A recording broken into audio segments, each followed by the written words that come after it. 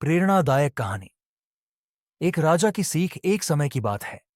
एक छोटे से राज्य का राजा था जिसका नाम राजा वीरेंद्र था। राजा अपने राज्य को खुशहाल और समृद्ध बनाना चाहता था, लेकिन उसे अक्सर परेशानियां और कठिनाइयों का सामना करना पड़ता था। वह अपनी जिम्मेदारियों से कभी पीछे नहीं हटता, लेकिन हर बार उसे ऐसा लगता कि वह अपने प्रयासों में विफल हो रहा है। राजा ने महसूस किया कि उसे अपने भीतर कोई कमी समझने और दूर करने की जरूरत है। इसीलिए उसने अपने राज्य के सबसे बुद्धिमान और ज्ञानी व्यक्ति की सलाह लेने का निश्चय किया। वह व्यक्ति था महात्मा ज्ञानदास, जो पास के जंगल में एक साधारण कुटिया में रहते थे। राजा और महात्मा ज्ञानदास राजा वीरेंद्र ने महात्मा ज्ञानदास से मिलने का फैसला किया। वह अपने शाही वस्त्र और सेवकों के साथ उनके पास पहुंचा। लेकिन महात्मा ने राजा से कहा, यदि तुम वास्तव में ज्ञान प्राप्त करना चाहते हो तो अपनी शाही पहचान छोड़कर साधारण व्यक्ति बनकर आओ।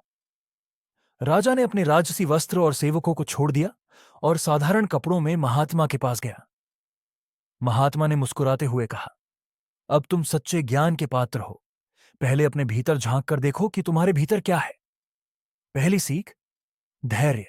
महात्मा ने राजा को एक बीज दिया और कहा, इसे रोप दो और इसे रोज पानी दो जब तक यह पौधा न बने। इसे धैर्य से पालना। राजा ने बीज लिया और अपने महल में जाकर उसे रोप दिया।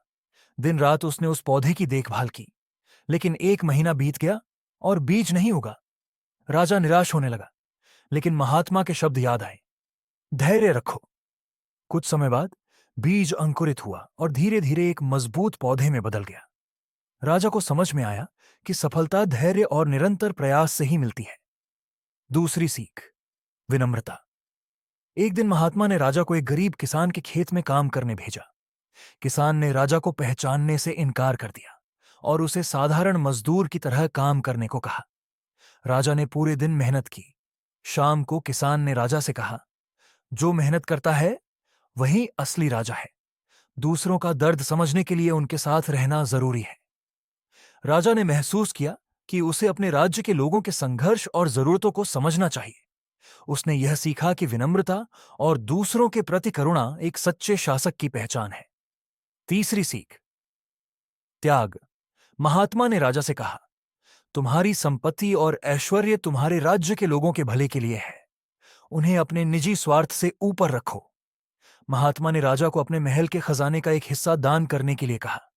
राजा ने शुरुआत में झिझक महसूस की, लेकिन जब उसने गरीबों के चेहरों पर खुशी देखी तो उसे आत्मिक संतोष मिला।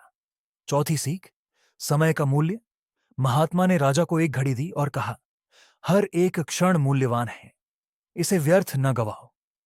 राजा ने इस बात को अपने जीवन का हिस्सा बना लिया।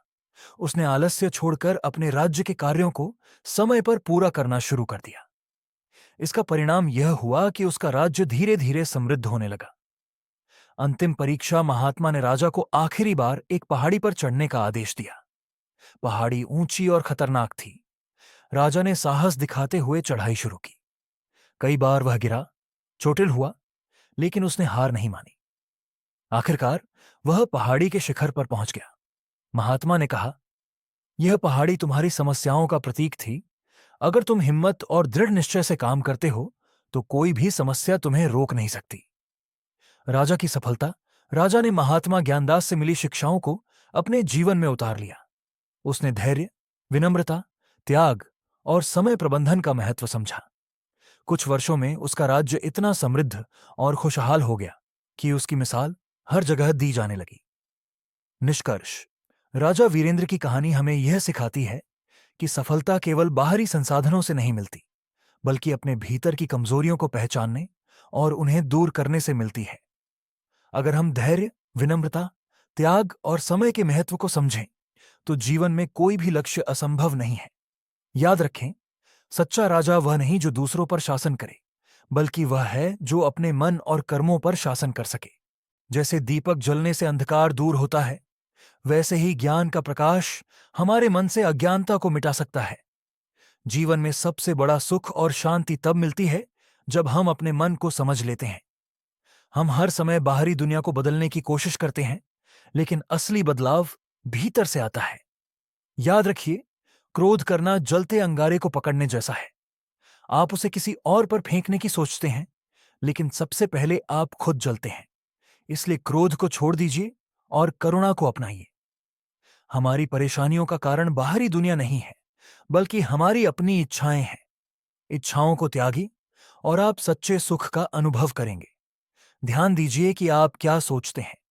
आपके विचार आपकी दुनिया को बनाते हैं। अच्छे विचारों से अच्छे कर्म होते हैं और अच्छे कर्मों से सुखद जीवन। समय अनमोल है, इसे सही कार्यों में लगाइए। दूसरों की सहायता करिए, अपने मन को शांत करिए और अपनी आत्मा को शुद्ध बनाइए। यही सच्चा धर्म है। हर दिन को एक नई शुरुआत मानिए। अपने लक्ष्य की ओर बढ़ते रहिए। जो अपने मन को वश में कर लेता है, वही सच्चा विजेता है। अपना दीपक स्वयं बनो। यह वचन हमें सिखाता है कि हमारी राह हमें खुद बनानी है। दूसरों पर निर्भर न रहें। अपने भीतर की रोशनी को पहचानें और आगे बढ़ें।